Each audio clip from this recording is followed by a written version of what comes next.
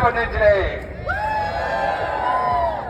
We were supposed to be counter protesting Posey Parker. However, she said she's gone to go try and bully the police.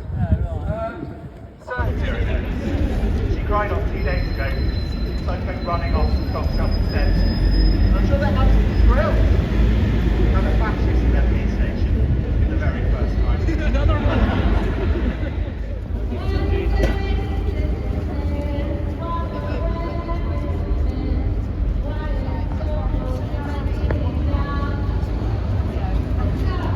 That's good, isn't it? Can I just say as well to the TRAs who think they won? Yeah, no. The idea is with Let Women Speak is that women can speak. The fear of the smiling man in whose pocket is a knife. The fear of the serious man in whose fist is locked hatred. I hope this poem goes some way to explaining why we are so passionate about keeping men, however they identify, out of our spaces. But I don't think we can ever convey the feeling that women get when there is a male voice in a space where it is not expected or welcome. And when you're in that space and you hear that male voice, I would like to read out a poem. I should explain it's not my own poem. These are not my own words. This was actually written by a lovely local woman who can't speak here today. And the reason she can't speak here today is that she would have to fear losing her job if she did. She works for one of the local universities. And of course, our local universities, our universities all over the UK still do not let women speak. And I should know what I'm talking about because I have lost my job at a university for knowing what a woman is. So while our universities don't let women speak, it's my honour to read this poem on behalf of this woman who can't speak here today. Here goes. A chilling effect. We will look back with horror. Mutilated bodies, big pharma profits, lifelong harm. Nadia Whittam, listen up. There is no safe space. Where are my allies? Where are my rights? I have been raped, I've been harassed, I have been traumatized. We will look back in horror as our children learn a body is a body. A disabled child, a neurodivergent child, a nonconformist, nobody was born in the wrong body. I reserve the right to be my teenage self, wanting to be a boy. I reserve the right to short hair, overall, boots. I reserve my rights. At 19, harassed on the streets, fucking lesbian. I reserve my right to present as I like. I reserve the right to be a mother. I reserve the right to know when my child is distressed. I reserve the right to know a symptom from a cause. I reserve the right to protect and to care that her needs were ignored. I reserve the right for us to have women-only spaces. I reserve the right to have my own ideas. I reserve the right to trust science. I reserve the right to know. I reserve the right for us to be the bodies that we are. I reserve my right not to be harassed. I reserve my right. I reserve my rights. and so we are, Let Women Speak, agree that you have the right to speak, you even have the right to protest, but you don't have the right, and you shouldn't be permitted to prevent us from speaking. And I've been listening to, she's called Crime Analysis, but I've been listening to the Yorkshire R word. I'm not going to say it because she says we shouldn't say it, and there's good reasons for that if you listen to the podcast, but it's called The Forgotten Victims. And obviously the Yorkshire R word was 50 years ago, and listening to it, you get a really good feeling for the police incompetence and their disdain for women, and they're not listening to women, and they're not taking women seriously, and not looking at the evidence before their eyes. And here we are, because they didn't listen to us last month, that, you know, we're going to get surrounded, they're going to, you know, they're not going to let us speak, we're not going to have free speech. But she really is worth listening to. She actually helped bring in the stalking and coercive control law in this country, and she's a renowned international expert. And it's not something I normally listen to because I'm a survivor of long-term domestic violence, and it can be quite triggering. So you do need to listen with caution. But it really does bring it home that the police just don't take women seriously. We are victim blamed. We're asking for it. We come on the streets. Well, it's your own fault. When we were at when we were at our event last time, the stock response that many of us were told when the police came was, "They've got a right to protest," and I know because several women were told that, and it's just pure incompetence. We know, we're not stupid. We know they've got a right to protest, but we've got a right to speak and be on the streets and gather as women. And that's really what I wanted to say. But 50 years ago and nothing has changed, and they're still being that guy. Short and sweet today. Nottingham Shite Police are proud to introduce our first ever thought crime amnesty. With hurty words at an all-time high, it's our duty to stamp out hate.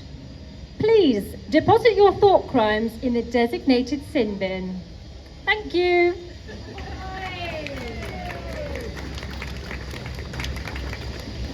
I thought very bad thoughts on my way. I thought that grown men would pretend to be women and go into women-only spaces. That's what I was thinking.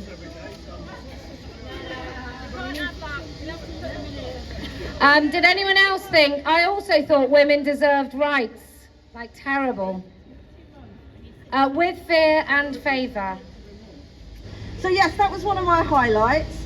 I'm just so proud to be here today, so proud of what Posey Parker and what Let Women Speak have done and what a lot of other women's groups have done. And I hope a lot of the younger women, because it is difficult when you're young to stand up against what you see as social norms, take this on and learn that you can say these things and you shouldn't be afraid. That's all I want to say. Thank you. Hi, so my name's Bev White and I stood for Party of Women last year, and I'd just like to say thank you. I would just like to say thank you very much to Kelly J for giving us the opportunity and actually for giving me an insight into how local politics worked. I think because without you setting up Party of Women, I think I had an idea, but I don't think I really had a clue how it was working. And I can't do anything more than encourage you all. That's me. You can say your silly ideas and everyone can hear exactly what they are, and we can all listen to you make arguments as to why it's a good idea for a 50-year-old bloke to be in the changing room with our daughters. And everyone else can hear that that's ultimately what your goal is, to erase all the boundaries around women's spaces and all the safeguarding around children. So we want you to speak. We want everyone to hear what you say. We just want the right to be able to do that too, and we would like the police to protect our right, and that is what the police failed to do last time.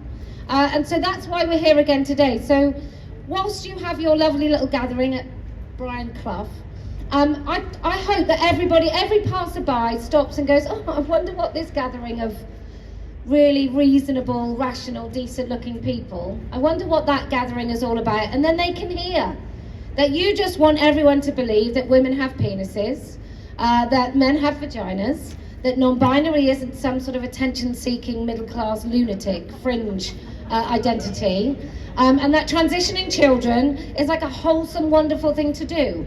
To eradicate the safeguarding around child spaces is a great thing to do, and to obliterate the sexual function of children and their fertility is something that's stunning and brave.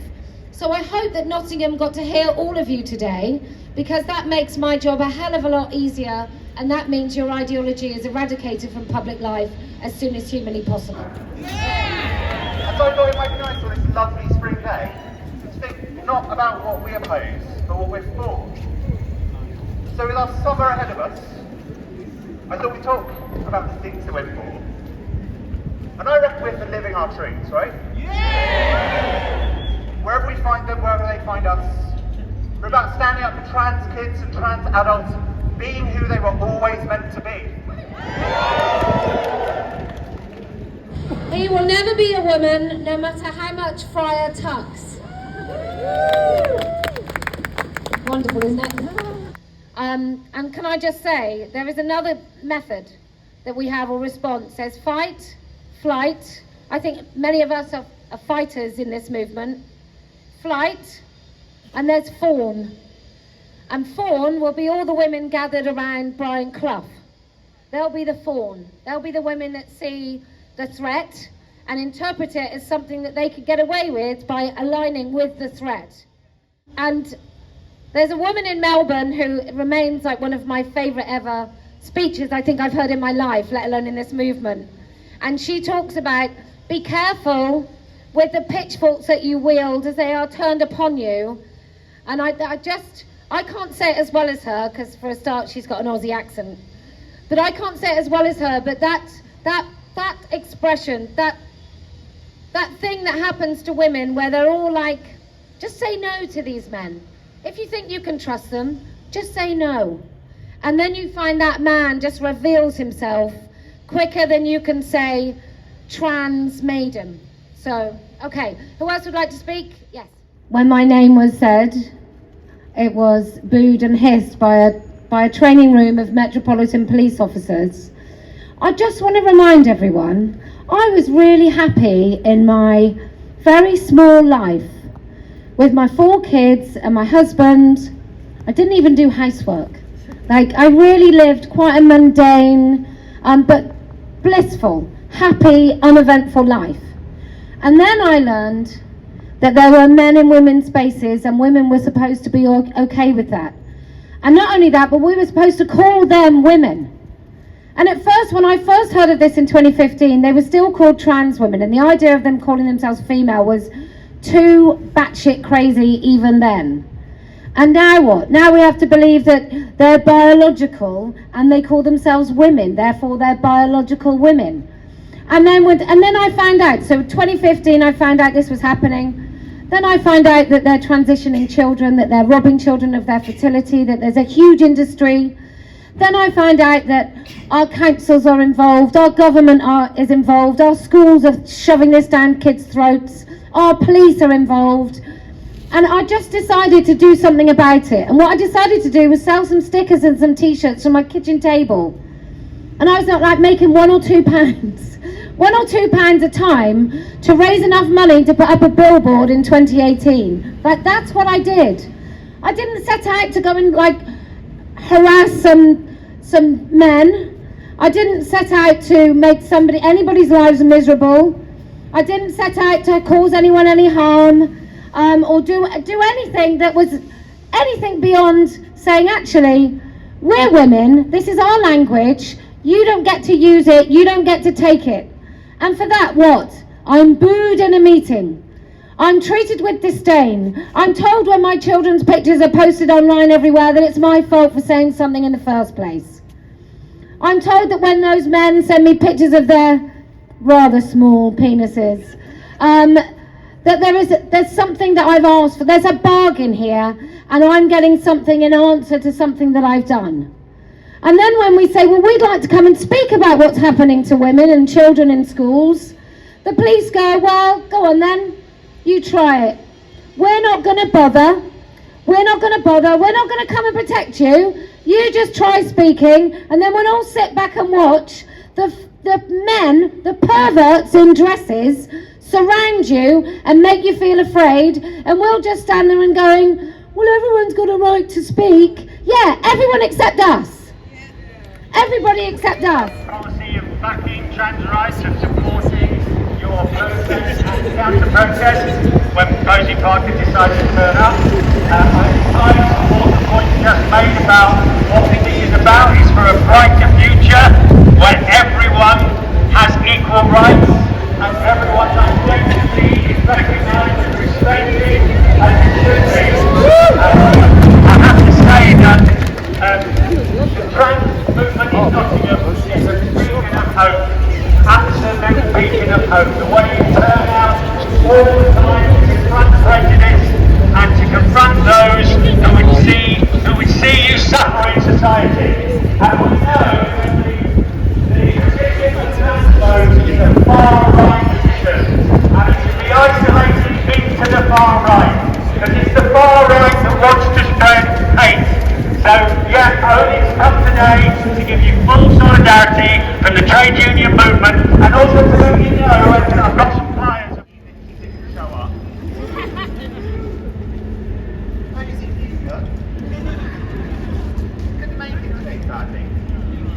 Because she was too scared to come here and see all you lovely people with your bright, happy faces. And as Adam was saying, we broke our previous record. I'm -2 days for other periods. She cried off 2 days ago, so I came running off the top shelf instead. And I'm sure they're absolutely thrilled. We had a fascist in their police station for the very first time. Another one! But seriously, if I can find my face, I think. But seriously, we came here to speak up for ourselves, didn't we? Yeah. And to speak out and speak back against oppression. Yeah. I was expecting a boo there, but speaking against. What do we feel about oppression? Is it a boo or is it a boo? See, I can read a room. It's an anti-oppression crowd. Against intolerance. Against bigotry. As we've seen today, if you sharpen up, those things stop coming out. We win if we keep showing up. And so I thought it might be nice on this lovely spring day to think not about what we oppose, but what we're for. So with our summer ahead of us, I thought we'd talk about the things that we're for. And I reckon we're for living our truths, right? Yeah! Wherever we find them, wherever they find us. Until nobody can speak.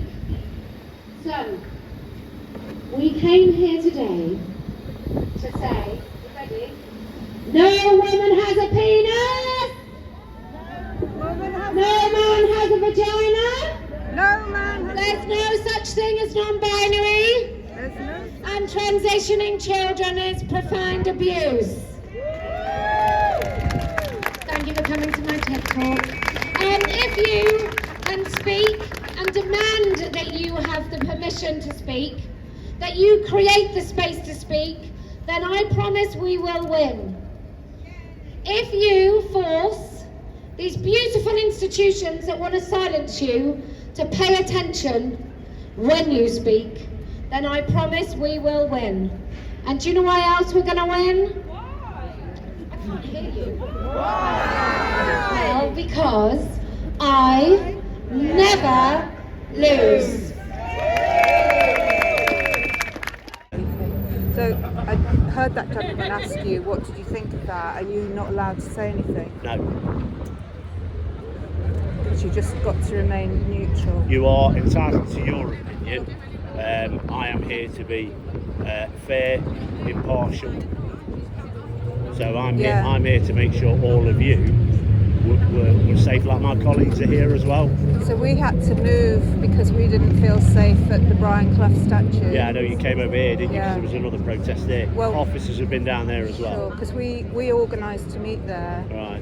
And I went down there earlier and filmed the gathering, and they intimidate us all the time. Yeah. Unfortunately, with things like this, you'll always get a counter protest that goes on at the same time, won't you? Yeah, but because we live in a world where people have differing opinions about things. Absolutely, but what we've found is that we haven't been protected, and those people with those particular opinions have been given more help, really. Okay. Well, again, that's a matter you'll have to take up with the Chief Constable if you really feel that strongly about it.